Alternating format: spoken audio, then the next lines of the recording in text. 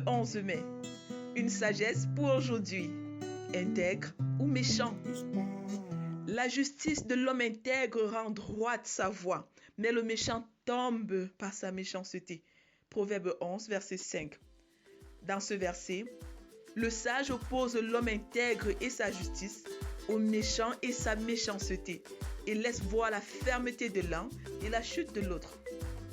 Naboth de Jezréel avait une vigne près du palais royal. Alors le roi Akab la lui demanda pour en faire un jardin potager en lui promettant comme compensation une vigne meilleure ou alors sa valeur en argent. Si c'était vous, qu'aurez-vous fait?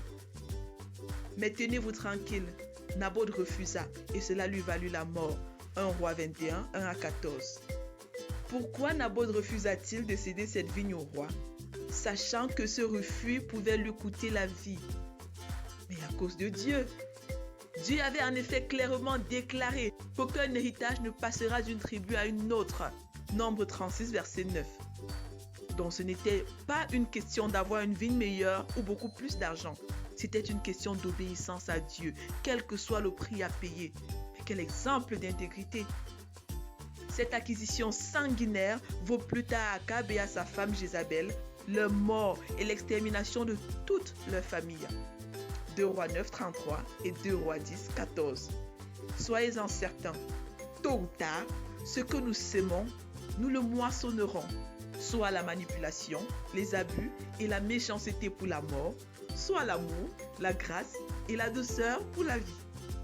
Une personne intègre, c'est celle-là qui écoute ce que Dieu dit, croit de tout son cœur ce que Dieu dit et conduit sa vie en accord avec ce qu'elle croit de ce que Dieu dit, étant prête à assumer les conséquences de sa foi, même au prix de sa vie s'il le faut.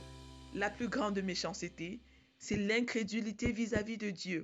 Elle peut être voilée ou alors dévoilée. L'incrédulité voilée vis-à-vis de Dieu, c'est appeler Jésus Seigneur sans se soumettre à sa parole. Cela peut conduire à sélectionner dans la parole de Dieu ce qui va satisfaire notre ego, bénéficier au quotidien des bénédictions de Dieu, être actif à l'église, faire la plupart des bonnes œuvres, mais tout en demeurant avec un cœur égoïste et insensible vis-à-vis du prochain, parce qu'on n'a jamais accepté mourir avec Christ pour ne vivre qu'avec lui et pour lui. Mais c'est de l'hypocrisie.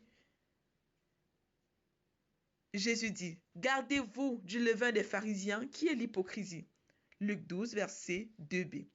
Jésus fit cette importante mise en garde à ses disciples pour les préparer à un changement de cœur et de mentalité afin que ces derniers soient des modèles d'intégrité prêts à mourir physiquement pour ce qu'ils croient et défendent.